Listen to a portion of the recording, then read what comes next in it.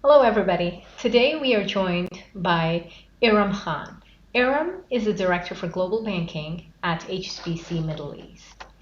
Iram has built a career with HSBC, starting as an analyst and working all the way up to become one of the directors of the firm over the last 15 years.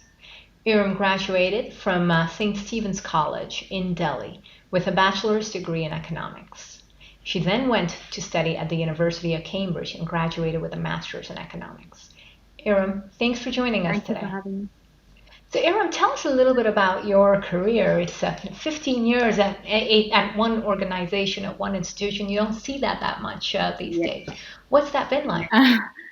So, as you correctly said, I'm born and raised in New Delhi.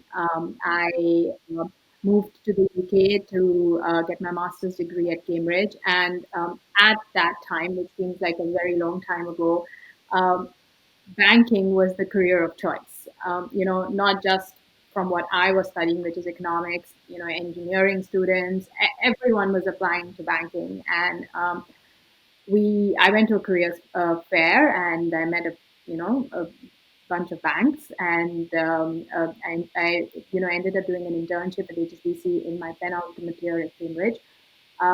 It went extremely well. I met some really sort of smart colleagues and mentors, and I knew at that time that this is a career that made sense for me, and so I got a full term position from that internship, and I'm very sort of always advise my sort of younger friends that internships are great because they give you a sort of a taste of what is about to come. And so then I joined HSBC's what was at that time a broad graduate recruitment program across investment banking. It also offered me the opportunity to spend 6 months in New York. So I did 6 months in London in one team, then went to New York, did 6 months there, came back, and then I started working with the leverage and acquisition finance team in my last sort of 6 months of my training program, and that's the team I chose as my home team. And then, yeah, it was a long stint in that team in London. I did what made it interesting is that given sort of it's a large international organization, I was able to spend some time on the syndicate desk. I did origination. I did both loans and bonds. I did infrastructure financing. So I had a very, very sort of interesting holistic experience on the debt side with that team. And then in 2015, there was an opportunity to move to the region with the same team, and we were looking to build out our expertise here. So I took that opportunity. I'd already been in London for a long time, and I've always loved Dubai. And my husband was spending a lot of time in Saudi at that time, so it just made sense from a personal perspective as well.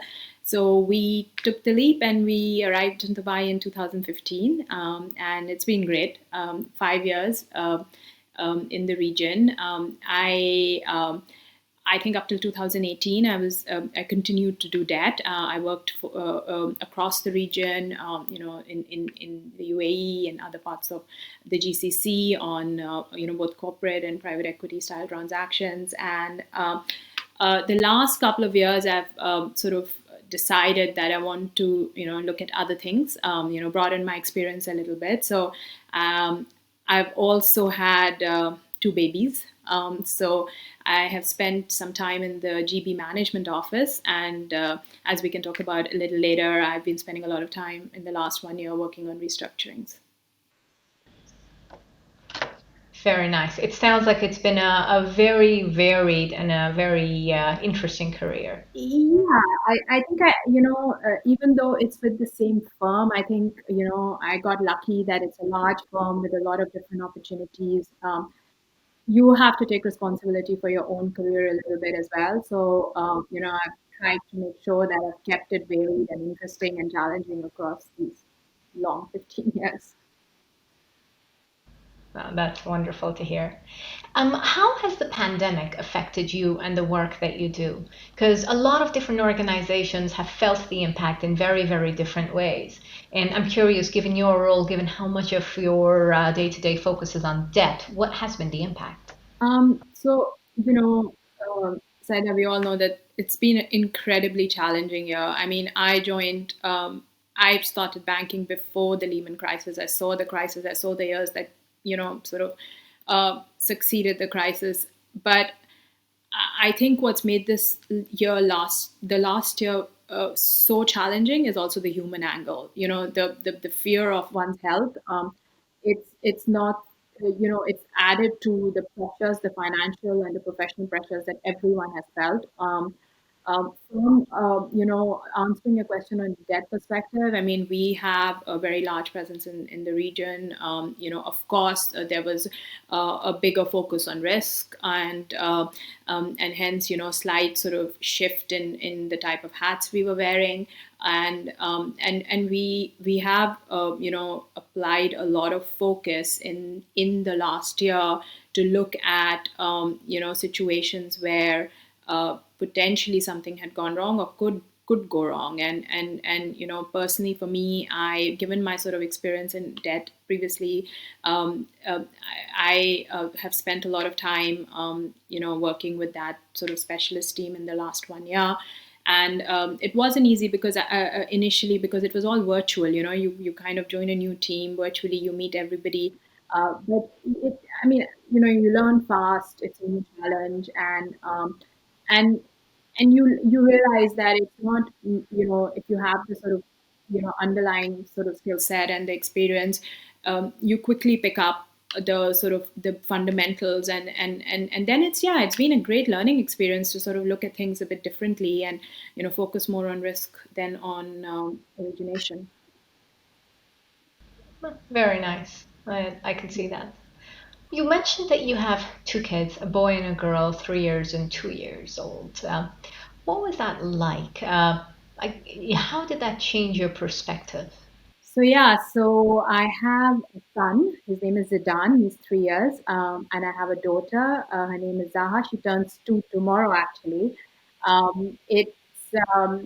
I mean, I feel like it changed my life. I chose to have children close in age, and it's a challenge in itself. But now they're growing up together. I wouldn't say it was an easy period at all. When you are used to having a pretty accelerated career, and a lifestyle where work kind of dominates a very large part of who you are, and then suddenly you have little humans in your house who demand your time and your attention, and it's a shift. It's a major shift in terms of how you conduct yourself, both personally and professionally. And I think it's very important to recognize that shift. I think I made a mistake after my first baby of kind of pretending for a while that nothing had changed, and I soon realized that was not the right thing to do. Children are a blessing. They change your life, but it also comes with a lot of added responsibility, and you have to be open and honest about it to yourself, to your firm, and you have to kind of work your life around that. Um, uh, it's something that whoever chooses to go down this route will have to do, and I feel that I've done a much better job at it in the second time around in the last 2 years than probably I did with Zidane. Yeah. Look, thank you for sharing that. And I couldn't agree more. It is a shift. It is a change. And so many of us feel the pressure to say that, we must do everything the way we used to do before, plus, plus, Yeah. plus. I mean, I think it's just unrealistic to expect that you can juggle all these different roles and wear all these hats without, as you said, prioritizing and figuring out what is important when and how do you And do yeah, it. and I think So the world's changing, Saida. Like, what have you seen in the last 1 year? I mean, you've seen extreme digitization. We've seen so many of us working from home.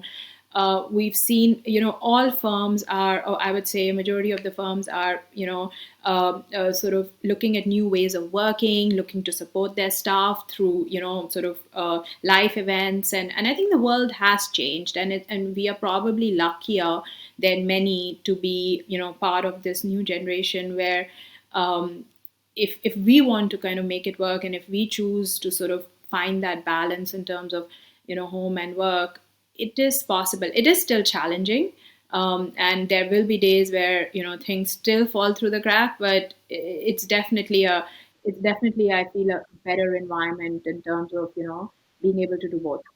Yeah. Yeah. Speaking of the lucrative, elusive balance, how do you find balance between all the different things you do? It. I think it comes with time.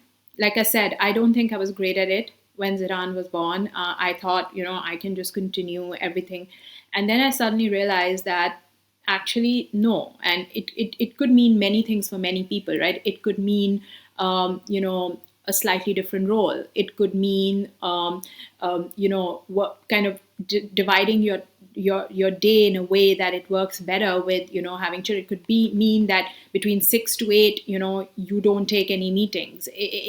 Even making small changes in your day goes a long way. And I think it also means self-care. I think you forget that you have to keep your oxygen mask on. You need to take out that half an hour, 45 minutes for yourself, whatever it is. I got back to doing yoga. I hadn't done it in years. And just sometimes you can start with the small alterations. If it's still not working, then you need to look at, okay, what is a big alteration that could make it work? Because i I mean, I feel that now careers are long. Sometimes we forget. Sometimes we're so focused on the next 6 months or the next 1 year, that we little bit lose perspective, get scared, or like I have gone through it. I kind of have gone through a moment where I was like, how is this ever going to work? But I think small alterations, baby steps help. No, that's very good. Very good. What advice would you like to give to some of the younger women and men that are just starting out their career? Oh, well, I would say be consistent. I very strongly believe that there is no substitute for hard work. Take responsibility for your careers. Build your own personal brand. Have mentors. I think it's hugely helpful both internally and externally. And be kind to yourself. Be true to yourself. This whole thing about our personal and professional lives will always overlap. Life is not linear. There will be life events. Your circumstances will change. Just through all of that, be kind to yourself, and try and sort of introspect as much as possible as to how, because you have to be happy in your professional life to be happy in your personal life, and vice versa.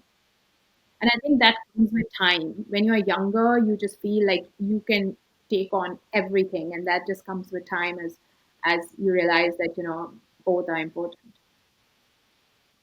Yeah, no, absolutely. And I think what you said is so important, right? You have to be happy with both. You cannot be happy with one and expect it to make up for the unhappiness in the other. You have to strive and make sure both work, both are in sync, and then they amplify Yeah, each other so that you can get over the bumps and the challenges along and I the would way. highly recommend open, honest conversations, right? Sometimes when you're younger, you feel it's a sign. Sometimes you feel it's a sign of weakness or whatever, but I think it's a great tool in the toolkit. It goes a long way. It kind of shows, both parties that there are moments of vulnerability, and it's fine.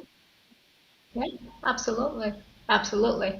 And it's good to have those people that you can always rely on, right? Your tribe, your Yeah, circle, where you can always just lean in and know that they're going to be there for absolutely. you.